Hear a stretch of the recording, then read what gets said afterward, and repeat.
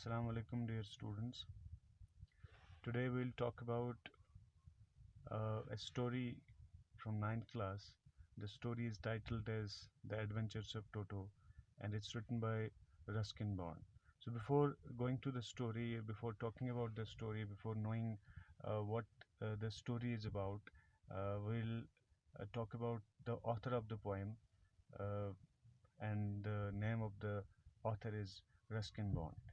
Ruskin Bond is a very familiar name in India as far as the children's literature in India is concerned, as far as uh, the literature in English generally is concerned in India. बच्चों से मुतलिक जो हैं इसने काफ़ी सारी stories compose की हैं और इसको लाइफ टाइम के अंदर जो है वो काफ़ी सारे अवार्ड्स भी जो हैं वो इसके काम के एक्नॉलेजमेंट में इसके काम के उसको कहते हैं कि एक्सेप्टेंस में इसको जो है काफ़ी सारे अवार्ड्स भी मिल चुके हैं. So Ruskin Bond is a very familiar name in India and is a very well known author in India. So Ruskin Bond was born on 19th May 1934. He is an Indian author of British descent. That means her parents belonged to British, her ancestors were Britishers. उसका जो हम कहेंगे कि जो उसका सिलसिले नस्ब जो था यानी कि नस्ब वरासत जो ये उसका जो ओरिजिन था एक्चुअली वो ब्रिटिश था क्योंकि वो ब्रिटिश में रहते वो ब्रिटिश इंडिया में उस वक्त हिंदुस्तान में रहते थे और उसकी पैदाइश जो है वो हिंदुस्तान में ही हुई. तो he was born in Kasauli Himachal Pradesh.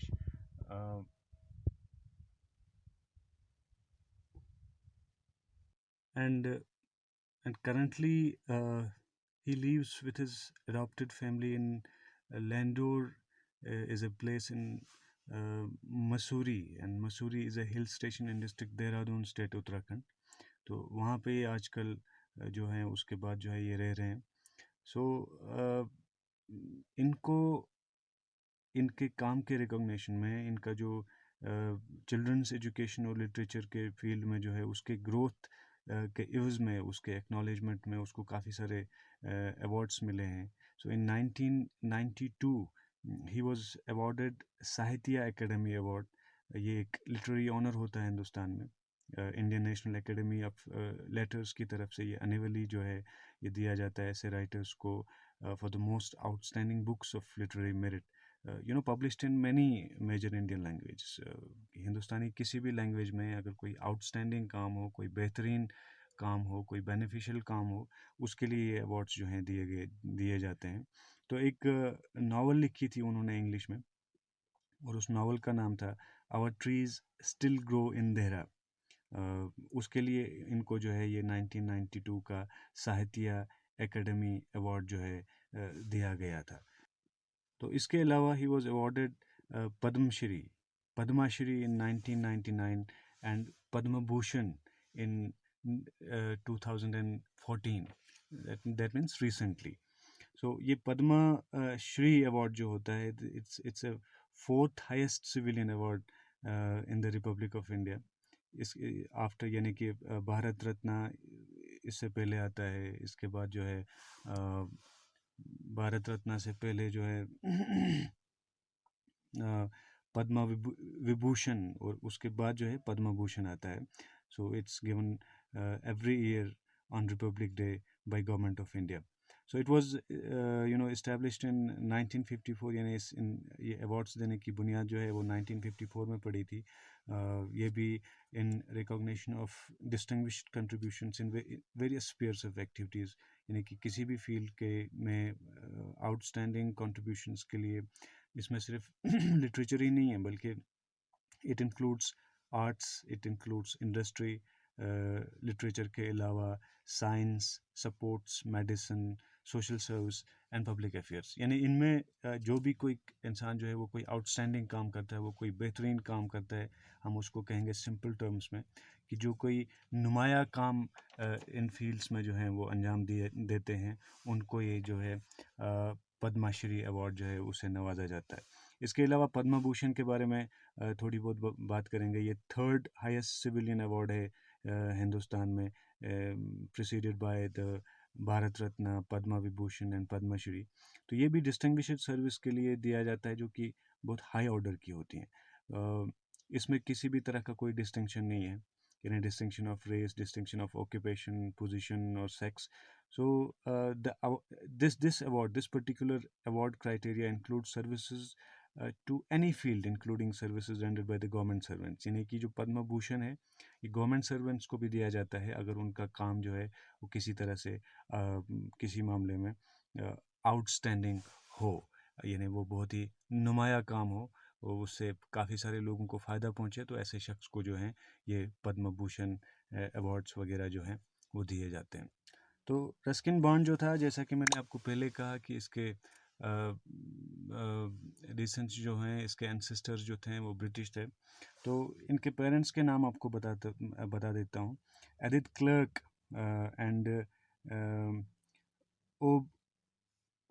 And ovary Alexander bond जो हैं, ये इनके पेरेंट्स के नाम थे।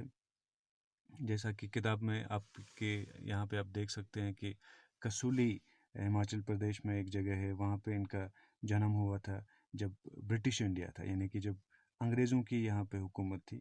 तो बॉन्ड वाज ओनली 8, यानी Ruskin Bond was 8 years old when her parents got separated. So उसके पेरेंट्स जो हैं वो अलग हुए जब सिर्फ ये 8 साल का था।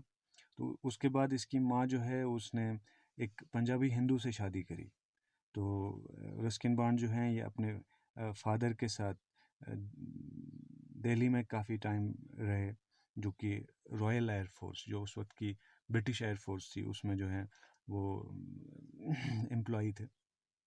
सो he was very close to his father and वो इस पीरियड को as one of the happiest times of his life बताता है, यानी कि जो वक्त उसने अपने बाप के साथ गुजारा वो उस टाइम को अपनी ज़िंदगी का खूबसूरत वक्त जो है बताता है।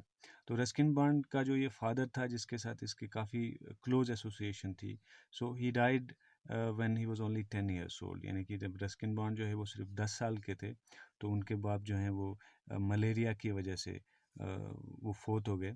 और उसके बाद जो है ही went to his mother and was raised by his mother and stepfather in Dehradun. और वो आजकल भी देहरादून में ही रहते हैं। तो इसके और कुछ और कॉन्ट्रीब्यूशंस हैं, बॉलीवुड में भी इसके कॉन्ट्रीब्यूशंस हैं लिटरेचर के अलावा। 1978 में बॉलीवुड की एक फ़िल्म आई थी और फिल्म का नाम था जुनून। तो ये it was based on bonds historical novel, एक नावल पे बेस्ड थी ये, और उस नावल का नाम था A Flight of Pigeons, and it was about an episode during the revolt or during the rebellion of 1857, जो हिंदुस्तान का उस वक्त की 1857 में जो सबसे बड़ी बगावत हुई थी अंग्रेज़ों के खिलाफ। तो उसमें एक एपिसोड को लेके वो फिल्म बनाई गई, फिल्म का नाम रखा गया जुनून। और ये बेस्ड थी एक नावल पे, जो नावल रस्किन बॉन्ड ने लिखी थी, और नावल का नाम था ए फ्लाइट ऑफ पिजन्स। तो इसके अलावा जो है several stories of Ruskin Bond has been incorporated in the school curriculum. मैंने आपको पहले कहा कि जो अवार्ड्स उसको मिले थे ये इसी एक्सेप्टेंस में थे, इसी की रिकॉग्निशन में थे कि इन्होंने बच्चों की स्टोरीज़ काफ़ी सारी लिखी हैं। तो उसकी काफ़ी सारी स्टोरी जो हैं वो स्कूल करिकुलम में, यानी पढ़ाई के लिए बच्चों की, जिस तरह से ये वाली एडवेंचर्स ऑफ टोटो आपके लिए किताब में आपके निसाब में शामिल की गई है। इसके अलावा उसकी और काफ़ी स्टोरी जो हैं वो स्कूल करिकुलम में जो है, स्कूल के निसाब में जो है वो शामिल की गई थी। तो इसके अलावा एक और फिल्म आई थी 2005 में, ब्लू अम्ब्रेला उसका नाम था, जिसमें रस्किन बॉन्ड ने एक उसका खुद का एक अपीयरेंस था उसमें। ब्लू अम्ब्रेला में एक फ़िल्म आई थी, वो भी इसी के किसी नावल या किसी स्टोरी पे बेस्ड थी। तो रस्किन बॉन्ड जो है एक और फिल्म में वो खुद आए थे, उन्होंने खुद अपीयरेंस दिया था उसमें एज क्लर्जीमैन, एज बिशप, यानी कि एज पादरी उसने उसमें एक छोटा सा रोल किया था। और उस फिल्म का नाम था सात खून माफ़, और ये फिल्म आई थी 2011 में। ये भी उसकी एक शॉर्ट स्टोरी पे बेस्ड थी, और उस शॉर्ट स्टोरी का नाम था, वो भी शॉर्ट स्टोरी इंग्लिश में लिखी गई थी, और उस शॉर्ट स्टोरी का नाम था सुहानाज 7 हस्बैंड्स। तो ये तो कुछ एक्स्ट्रा इन्फॉर्मेशन थी इसके बारे में। हम किताब की तरफ आते हैं और देखते हैं कि यहाँ पे इसके बारे में क्या लिखा गया है। तो यहाँ पे आप देख सकते हैं कि at the age of 10 Ruskin went to Dehradun because of his father's sudden death due to the frequent bounds of malaria and jaundice. यानी कि 10 साल की उम्र में, क्योंकि मैंने आपको पहले कहा कि इसके वालिद का इंतकाल हो गया था, तो ये मलेरिया की वजह से due to the repeated and regular spells of frequent means लगातार, frequent means repeated, frequent means मुतवातिर इसके जो हैं वो बाउट्स आते थे मलेरिया के, यानी कि मलेरिया के जो हैं स्पेल्स आते थे, फिट्स आते थे, यानी कि इस बीमारी का बार बार इनको मलेरिया का दौरा पड़ता था। और जॉन्डिस की जो बीमारी थी, यानी यरकान की बीमारी जो थी, इसकी वजह से इनके वालिद जो हैं वो दुनिया से चल बसे थे। तो he has lived in Landour since the 1960s, having previously also lived as a child and young man in Shimla, Jamnagar, Mussoorie, Dehradun and London. यानी कि he has lived in Landour since 1960। तो लैंडोर में जो है वो 1960s जो से वो रहे हैं। इसके बारे में हमने पहले बात की थी कि ये उत्तराखंड में देहरादून डिस्ट्रिक्ट में एक जगह पड़ती है। यहाँ पे ये रहा है।